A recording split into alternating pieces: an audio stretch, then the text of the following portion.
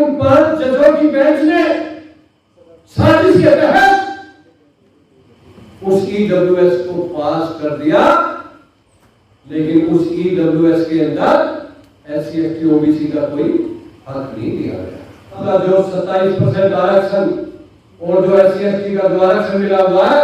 कहीं ना कहीं ये भी छीनने जा रहा है।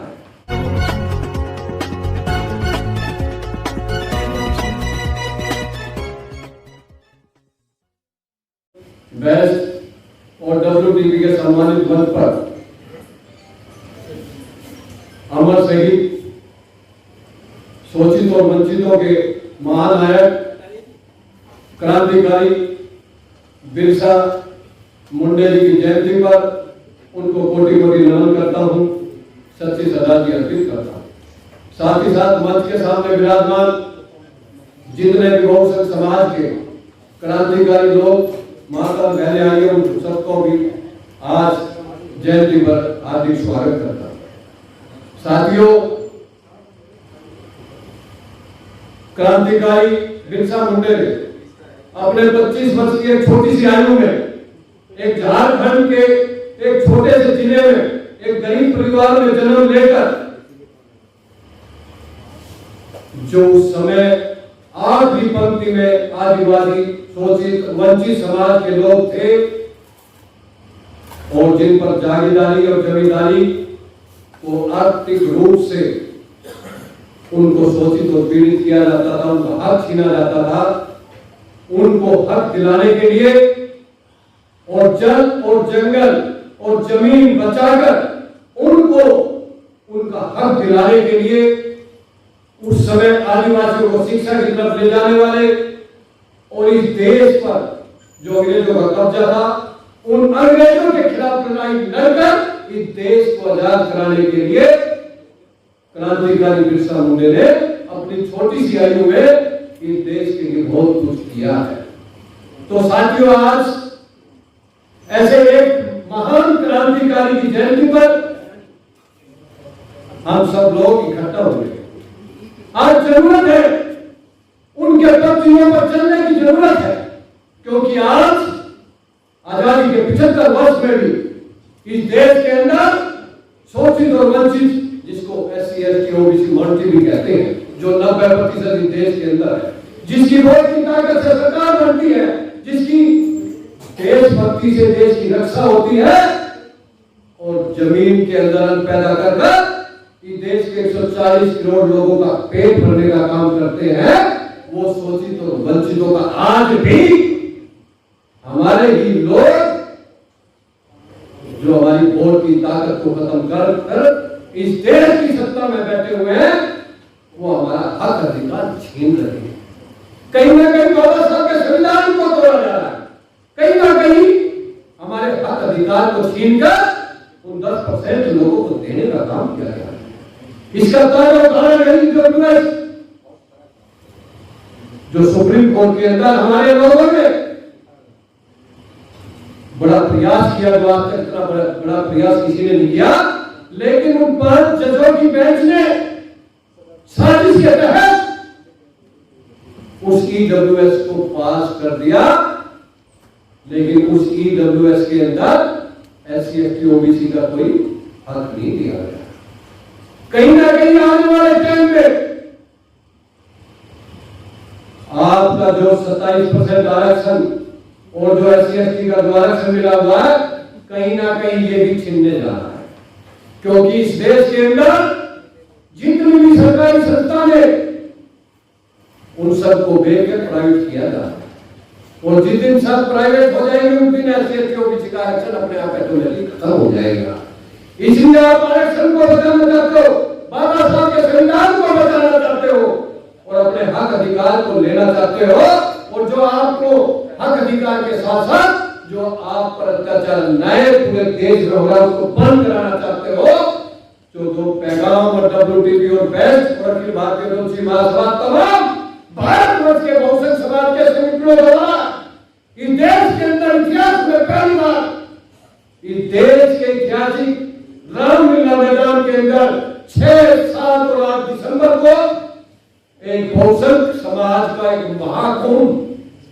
पूरे पूरे भारतवर्ष से लोग आएंगे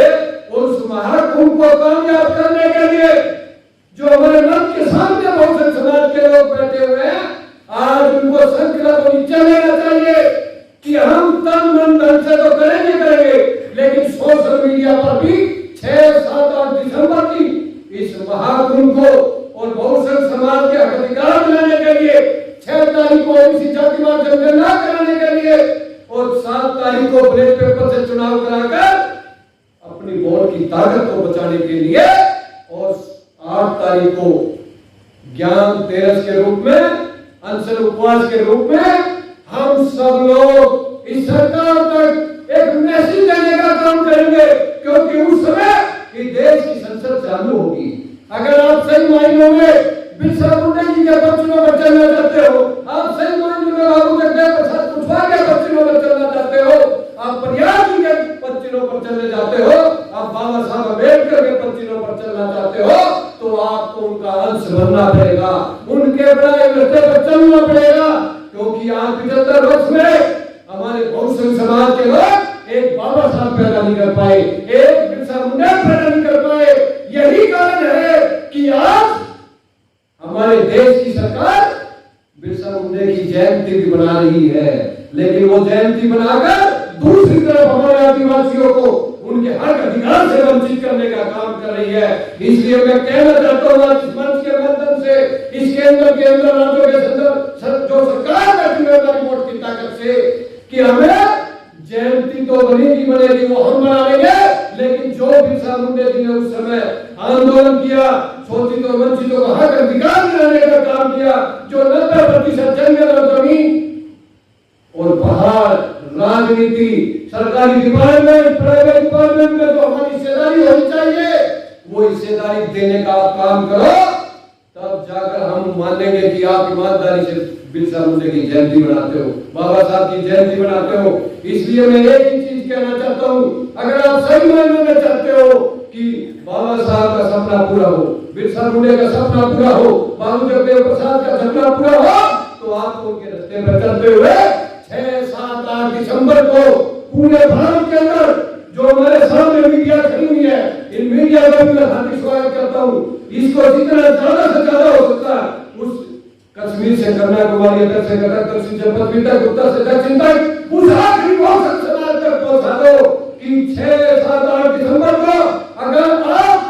इस महाकुंभ को कामयाब कर दोगे, तो मैं विश्वास करता हूँ आपको इस सरकार की औकात नहीं जो हमारी ओबीसी जातिवाद जनगणना ना कराए, जो बैलेट पेपर से चुनाव की बात ना करे, जो ओबीसी का आरक्षण हमारा पूरा हो। कहीं ना कहीं आज हम सब लोगों को 6, 7, 8 के प्रोग्राम को, उस महाकुंभ को किसी भी सूरत में कामयाब करना है। और मैं विश्वास करता हूँ आप सब लोगों को, अभी भी मैं यहाँ से निकल जाऊंगा, बदरपुर में मेरी मीटिंग है 6, 7 रात के लिए, और 2 मीटिंग में अभी करके आया हूँ। कहीं ना कहीं सरकार पर दबाव था कि बहुजन समाज के लोग बैलेट पेपर की ओबीसी जातिवाद जिसकी जितनी संख्या भारी उसकी उतनी हिस्सेदारी, 90% का राज नहीं चलेगा, ये नारे जिन दिन ईडब्ल्यूएस का आरक्षण पास किया उसी दिन से आज ये पूरे देश में उठ रहे हैं। इसलिए मैं कहना चाहता हूँ आप लोगों से, जितना ज्यादा से ज्यादा हो सकता है इस मैसेज को अपने लोगों तक पहुंचाकर और 6, 7 के इस प्रोग्राम को कामयाब करें तन मन धन से,